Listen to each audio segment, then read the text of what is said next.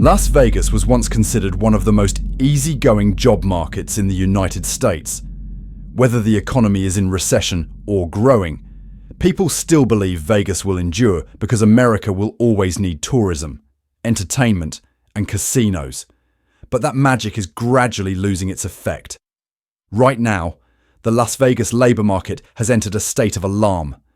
Layoffs are no longer scattered, but widespread across economic pillars: casinos, hotels, restaurants, retail, and real estate.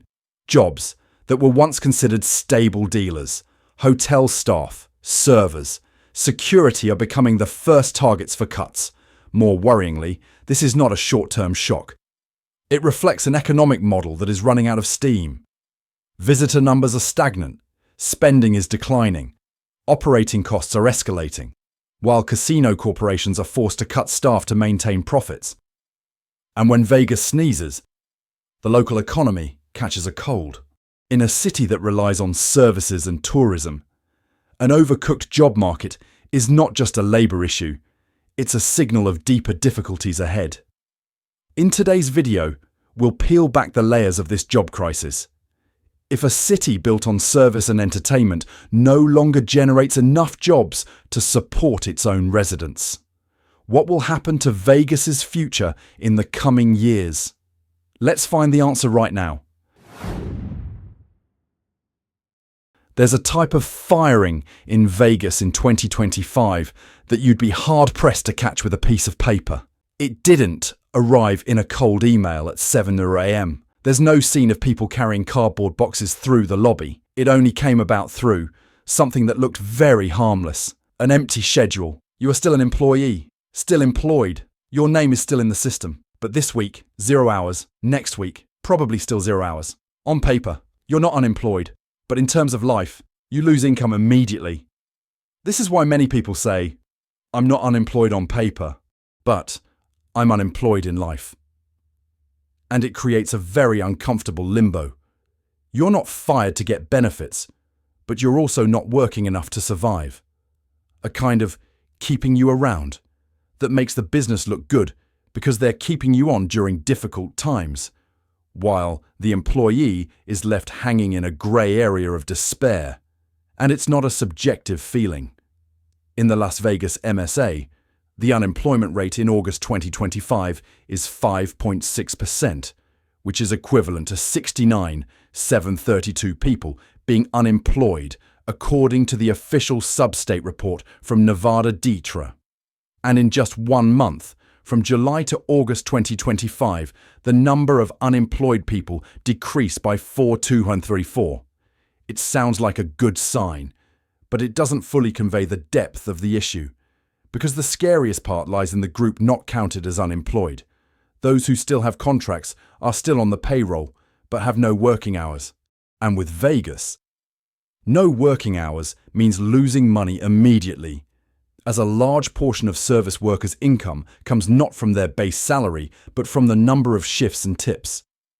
You can keep your hourly wage the same, but just by being cut from 5 shifts week to 2 shifts, your actual income can drop by 40–60% without any notice of termination. And as the tip also decreased, the fall was even heavier. Many experiences shared by workers show that tips can drop from $300, $500 per shift to $120, $200 per shift during slow periods or when shifts are cut short. If only 2 things happen at the same time, fewer cases and lower tips a month's salary evaporates faster than inflation. That's enough for you not to be called unemployed and yet still feel excluded from the game. This is also one of Vegas's strategies, because this type of layoff makes less of a splash, as there are no press releases or headlines like cutting 1,000 employees, but it's spread like wildfire. It worsens the labour market in a way you only realise when it's too late. More dangerously, this situation also leads to a very real chain of consequences. Lost shifts result in lost income, which then leads to late rent. Insufficient hours result in loss of benefits or insurance based on work hours. Having to find extra work, but still being tied to the old company because they can call you at any time. And finally, working 2 or 3 jobs but never feeling secure. So the question is, if a system can raise fees every year, but says it has to cut server hours to optimize operations, do you think that's a genuine difficulty, or a way to shift risk downwards? Have you ever fallen into the state of having work but no time? And in your opinion, what makes you more desperate, being clearly fired once, or being dragged out in a hopeless grey area? Because right after this, we're going to look at the trigger button. Customers are declining. And when customers decline, Vegas doesn't cut upfront fees. They cut the schedule first. In Vegas, there's a truth so simple it's brutal. The customer is the lifeblood. The shift is the heartbeat. And as blood flow slows, the heartbeat weakens before anyone realizes it's a crisis. In the first half of 2025, Las Vegas recorded approximately 19.6 million visitors, a 7.3% decrease compared to the same period last year, according to statistics from the Las Vegas Convention and Visitors Authority (LVCVA). This number might not sound too big if you're sitting in an office thousands of miles from the Strip. But if you live on tips, that number is like someone taking the oxygen out of the room. A 7.3% decrease in visitors isn't just fewer people taking photos or avoiding the noisy crowds on the Strip. It means fewer rooms being cleaned, fewer tables being served, fewer dealer shifts, fewer cocktail glasses being poured, and ultimately, fewer working hours. Another indicator that is even harder to disguise than an airport. Harry Reid International Airport reported 4,773,905 passengers in July 2025, a decrease of 5.7% compared to July 2024. Year to date, there was also a decrease of approximately 4.4%. When airports slow down for months in a row, it's no longer a seasonal issue. It's a sign that people are starting to reconsider a trip they previously booked out of habit. Here, it's important to understand the mechanism. Vegas is not an ordinary city. It's a consumer entertainment machine. It lives off what Americans call discretionary spending, the kind of spending that's nice to have, but not essential. And in a time when bills, interest rates, insurance, and prices are all making people defensive, the first thing to be cut is those light-hearted trips. If you lived through 2008, you'll understand that feeling. Before people said recession, they said, let's skip this year. What worries workers in Vegas the most is that this decline isn't hitting them head-on with a loud round of layoffs. It went out the back door, cut the calendar. A few cases disappeared, and then a few more cases. Then you're still an employee, but you don't have hours. But for someone in the service industry, fewer hours doesn't mean a 5–10% reduction in income. It could be a freefall, as their income depends on both the number of customers and the level of tips. A city where weekends can still be bustling, but weekdays are eerily quiet, creates an uncomfortable situation. The feeling that everything is still bright, but the people are fading. The Strip doesn't need to turn off the lights to prove it's weakening. It just needs to reduce the working hours of those who are keeping the neon lights on.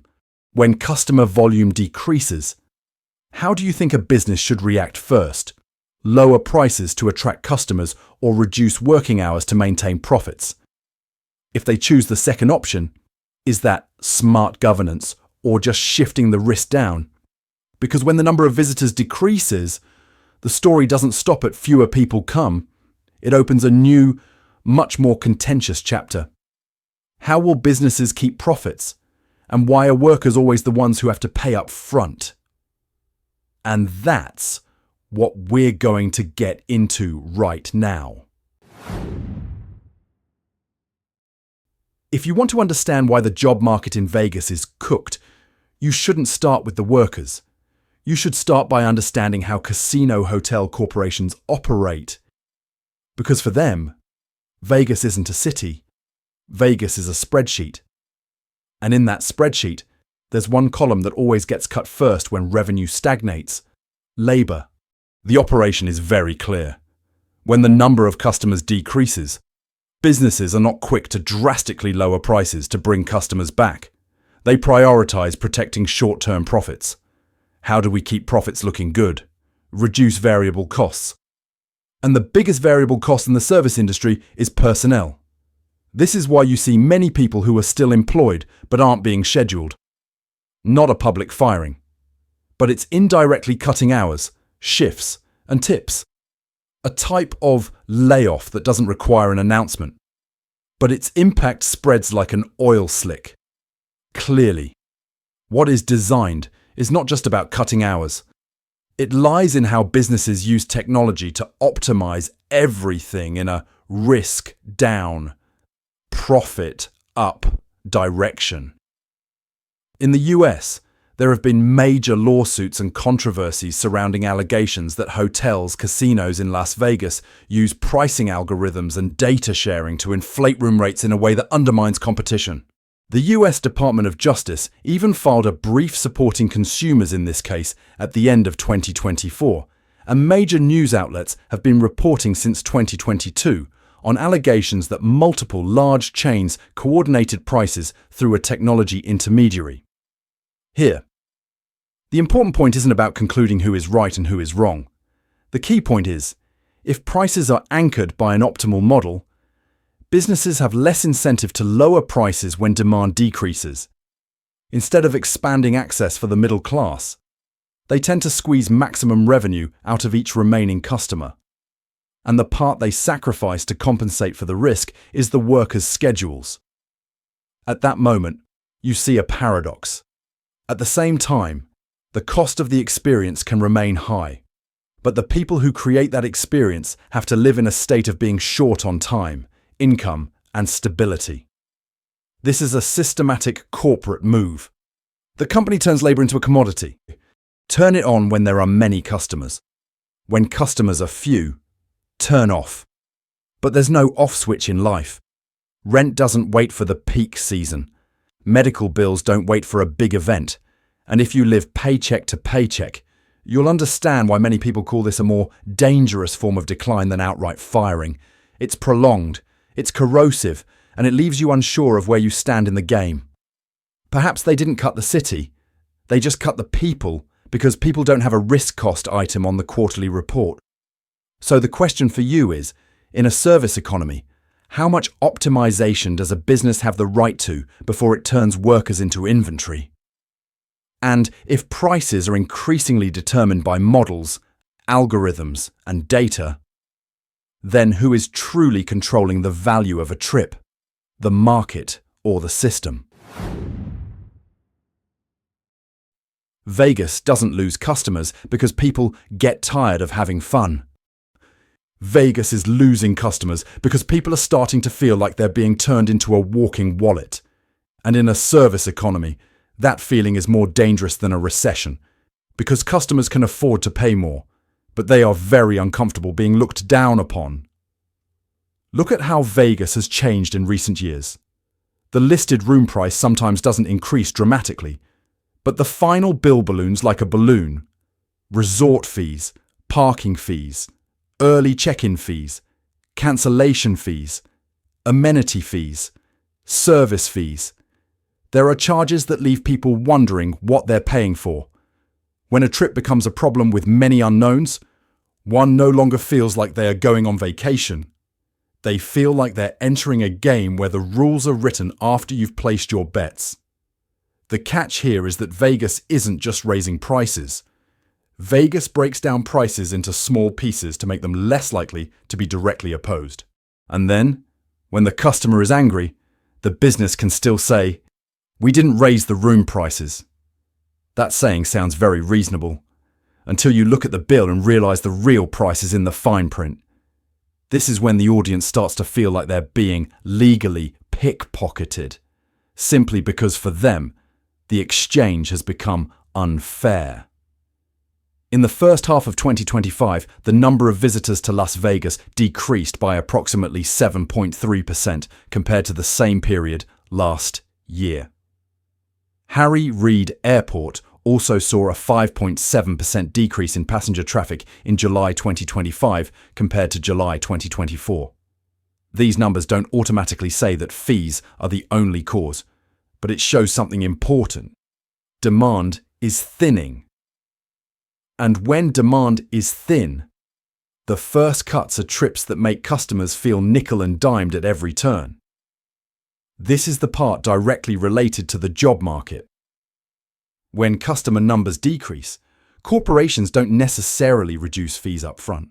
They often choose to keep the effective price high to protect revenue per customer.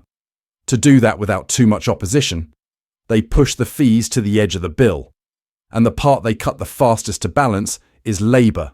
Fewer staff, fewer shifts, fewer services. In other words, fees increase to protect revenue, and now they're being reduced to protect profits. The worker is caught between a rock and a hard place. What do you think?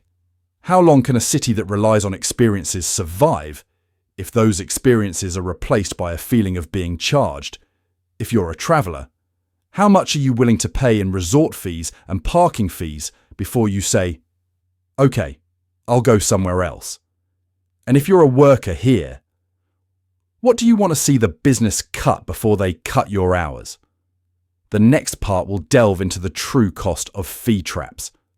Not just lost customers, but the erosion of dignity for those trying to hold on to their remaining work schedules. When people talk about the human cost in Vegas, many tend to imagine a dramatic scene, mass layoffs, glass doors with closed notices, long lines of workers. But the reality of 2025 is cruel in a different way. It's more subtle, and because it's silent, it lasts longer. Workers are not only losing their jobs, they lost something more important, a stable rhythm of life.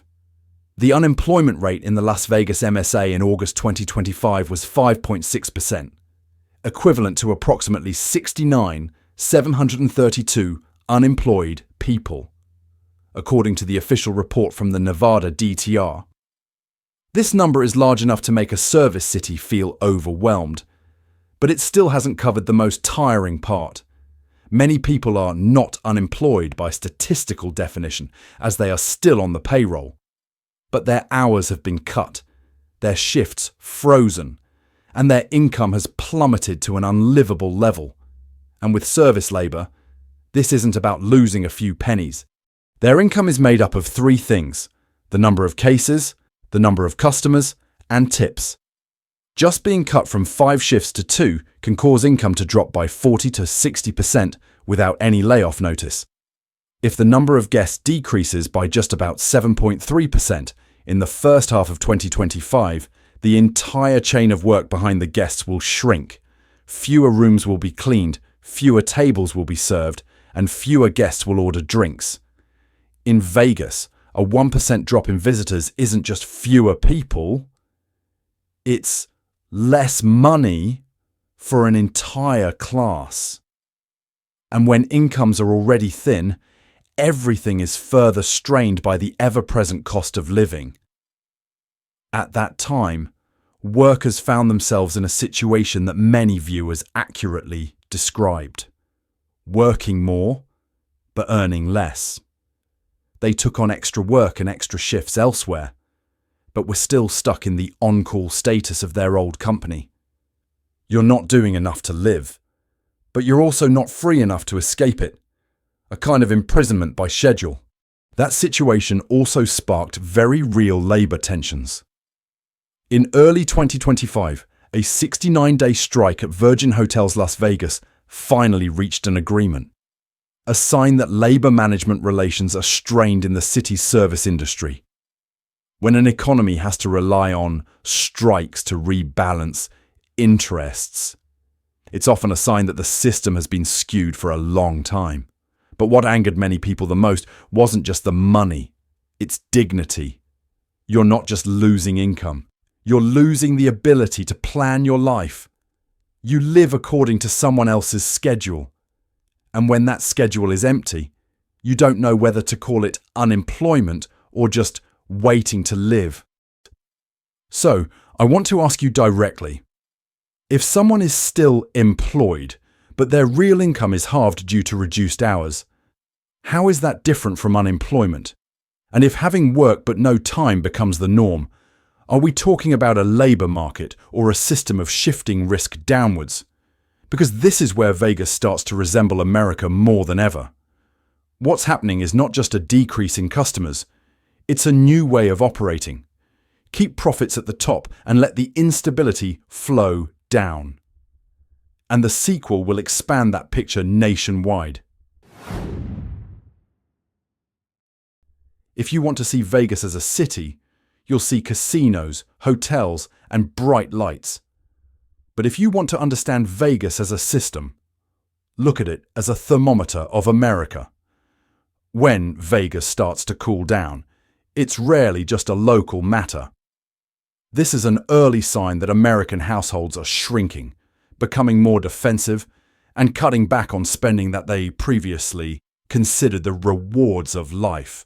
In the first half of 2025, Las Vegas welcomed approximately 19.6 million visitors, a 7.3% decrease compared to the same period last year, according to the LVCVA. By July 2025, Harry Reid Airport recorded 4,073,905 passengers, a decrease of 5.7% compared to July 2024. These numbers don't just say fewer people are going out.